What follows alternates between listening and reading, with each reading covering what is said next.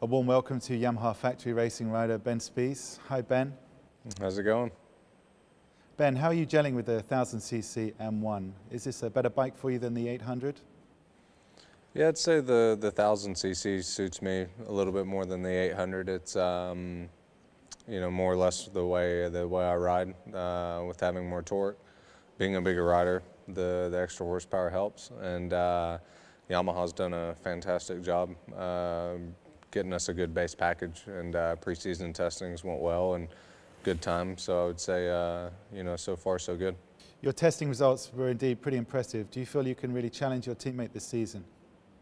Yeah, the goal, you know, this season is just to be better in every way, and it's not just for me challenging, you know, my teammate. It's challenging everybody and racing for wins and to be at the front. You know, we need to make another step and be more consistent than last year, and I believe with the new bike we can do that, and that's the goal for next season. What are your thoughts on the work done by the Yamaha engineers in developing 1000cc M1 following your rider feedback during testing? I think the Yamaha engineers have done a fantastic job. We went to Sepang twice now, and we've had a lot of parts to test, which is in the last couple of years it's been more refining and tuning. Now we've been actually testing new parts and going, and we've reached some good solutions on different things with the electronics and the engine package and everything, and they've been working quite hard over the winter, and seems that they've brought some good things. And we also have another test coming up and have some more stuff to try. So the bike's just been getting better and better every test, which is a good one. Will we see a return to your elbow style of riding this season? I'd like to think the elbow style hasn't left at all. It's just the 800cc's were more difficult for me to ride, just my riding style, and it'll benefit the way I ride the motorcycle. So hopefully I won't have to work on riding a bike differently, and I can ride the bike like I want to. And I think with the thousands, it'll allow me to do that. Who do you see as your biggest rival for 2012? Biggest rival of 2012 would have to be, you know, the top 5 riders from last year. It's obviously Casey was very good last year. Jorge was very strong. Danny's going to be good. I mean, like I said, the top 5 riders, you can't count them out.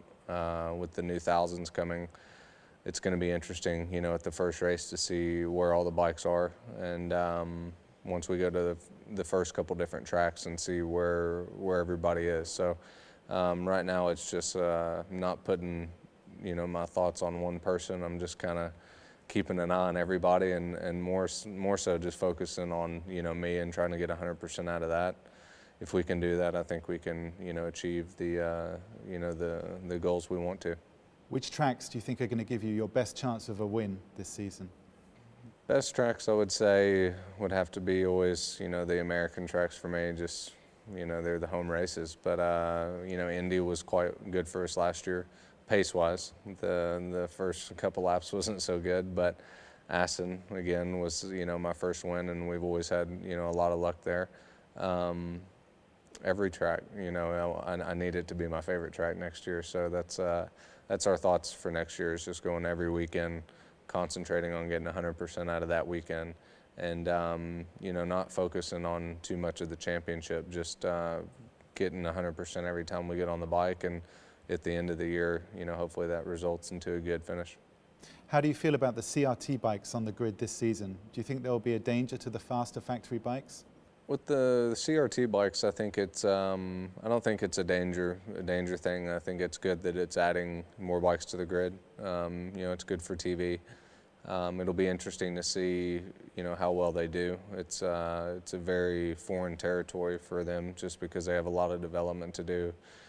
They're up against, you know, the main factories, which is very difficult, you know, for private teams and things like that. But I think the idea is, you know, a good idea. They just need more time, and you know, I don't think they can fight for the wins or the championship. But I think that it's, you know, they're doing well. It's just it takes a long time, and I think they just need a little bit more time to develop their bikes and get closer.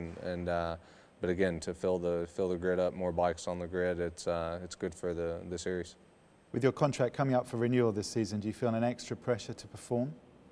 Contracts for me are always, they're just even if I've had a 2-year deal or a 3-year deal, it doesn't really matter, to me on how I think about it or how I race. I just, like I said, try to always just do the best I can, and if we do our job, then we don't have to worry about that. So, it's one of those things that some riders worry about. Some riders try to get a long contract so they can, relax a little bit, but we just take it weekend by weekend and see where we end up, and if we do good, we don't have to worry about a contract.